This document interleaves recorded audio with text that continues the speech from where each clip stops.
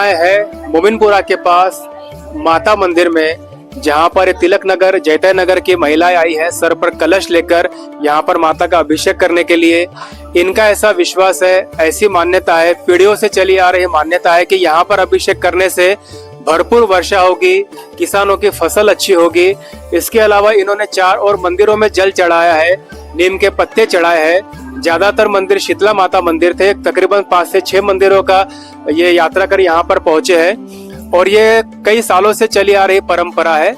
पहले मंदिर छोटा सा था, अब थोड़ा जीर्णोद्धार होने के बाद मंदिर में एक गर्भगृह बना है। जो आप पूरी यात्रा से निकलते हैं तो किस वजह से यात्रा करते हैं आप? सब ने क्या अपने वार्ड के वनी के सबकी तबीयत अच्छी रहना चाहिए और ये माता का कृपा से नहीं क्या हम लोग ने क्या यहाँ आते रहते, हर साल 2 बार नहीं क्या पूजा करते।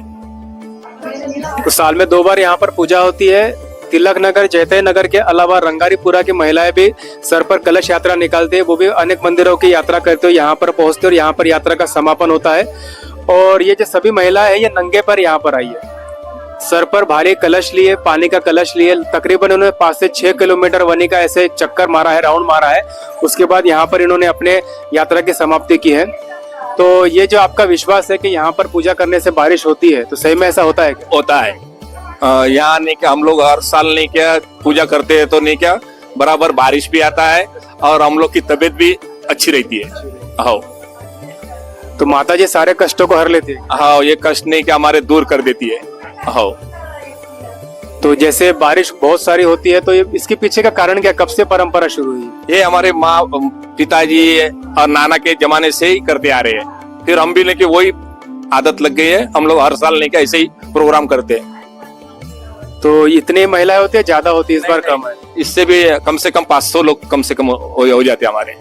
और नहीं क्या घर घर के नहीं क्या अलग अलग आके या पूजा करते हैं। और मतलब जो यात्रा में नहीं आता बाद में अलग से आके पूजा आके नहीं क्या वो लोग नहीं क्या पूरा अलग अलग आके फिर और करते पूजा। इनके पैरों में देख सकते हैं कि हल्दी लगी हुई है और हल्दी का हमारी परंपरा में बहुत महत्व है।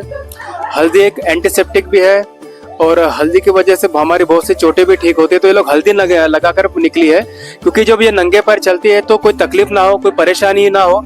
अगर चोट लगती है तो हल्दी उसे भर देती है। तो इसके पीछे का वैज्ञानिक कारण भी है और एक आस्था का कारण है, श्रद्धा का कारण है। और जितनी भी महिला यहाँ पर आई है नंगे पांव आई है, तकरीबन 5 से 6 किलोमीटर की यात्रा कर यहाँ पर पहुंची है और हल्दी लगे पैरों से यहाँ पर आई है, नंगे पैर यहाँ पर आई है ताकि माता की आराधना कर सके, सेवा कर सके। एक प्रकार से तपस्या है, ये तप है। तो माता जी इनकी मनोकामना पूर्ण करती है पूरे वनी पर। सब माता जी की कृपा बनी रहती है, ऐसा इनका विश्वास है, आस्था है। और यहाँ जिस मोहल्ले में रहते हैं कि वो चाहते हैं कि सभी वहाँ पर स्वस्थ रहे, वनी का जो स्वास्थ्य है वो अच्छा रहे, वनी के लोग अच्छे रहे, इनकी ऐसी भावना है। धीरे धीरे चलते हुए आते हैं, सर पे कलश होता है, अलग अलग जगह मंदिरों में जाते हैं। तो तकलीफ नहीं होती है क्या? नहीं, तकलीफ महसूस नहीं होती? नहीं, तकलीफ नहीं होता उनको। क्यों, ऐसा क्या कारण है? क्योंकि नंगे पैर चलना, रास्ते कैसे है, कभी पत्थर चुभता है, कभी गड्ढे आते हैं, रास्ते में कीचड़ आता है। नहीं, कुछ नहीं होता, भगवान आए तो हमें कुछ नहीं होता। यात्रा करे कोई तकलीफ नहीं होती? नहीं, बिल्कुल नहीं। क्या कारण है इसके पीछे? माता जी का कारण है, बस श्रद्धा और आस्था। हाँ। माता है, आशीर्वाद है हमारे ऊपर, कुछ नहीं होता।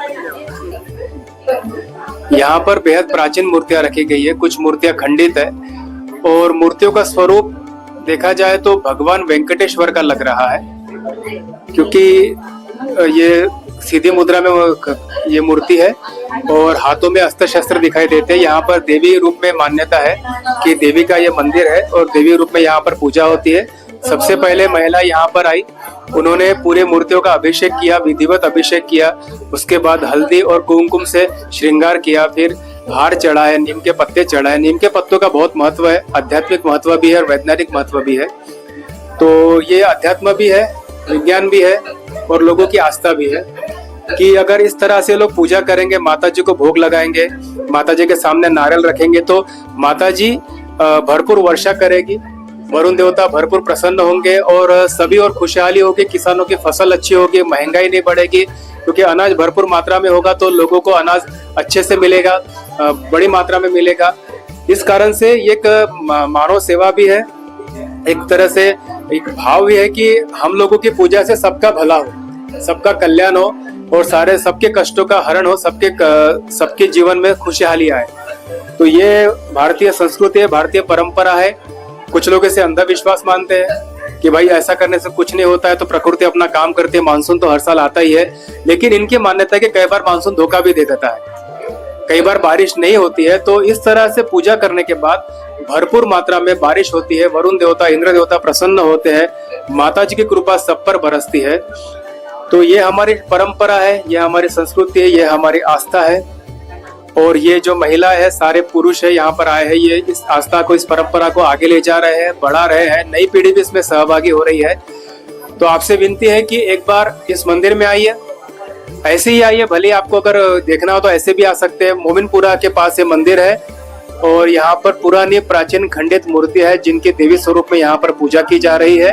और ये महिला यहाँ पर आकर माता जी को भोग लगाएंगे, यहाँ पर आरती होगी, फिर प्रसाद होगा। पूजा करने के अच्छा लग रहा है, मन प्रसन्न है जैसे लग रहा है। हर साल आते हो यहाँ? हर साल आते हम मन्नत मांगे तो आते, हर साल आते भी। यहाँ मन्नत पूरी होती है? पूरी होती है हमारी, नवस जो भी मांगते हैं यहाँ पर पूरा होता पूरा होता। है। तो जागरूक मंदिर है। हाँ, लड़का होने के लिए मन का नारद भगवान को मांगे थे, हाँ, ये हो गया। ये हो गया। पूरा भगवान, सब भगवान मिलके एक लड़का दिया हमको। अच्छा, अच्छा।